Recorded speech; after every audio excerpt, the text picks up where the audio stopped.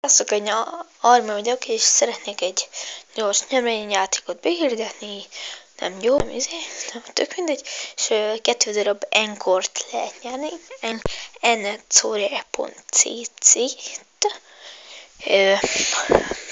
Feltételek az, hogy legyél feliratkozva, lájkold a videót. Igen. És majd akik nyertek, azzal felveszem a kapcsolatot, és ez május 2-án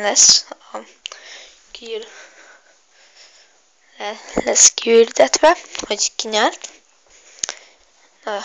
Igen, május 2-án. És május 2-án indítok még egy nyereményjátékot, azt majd megtudjátok mi. Na, sziasztok!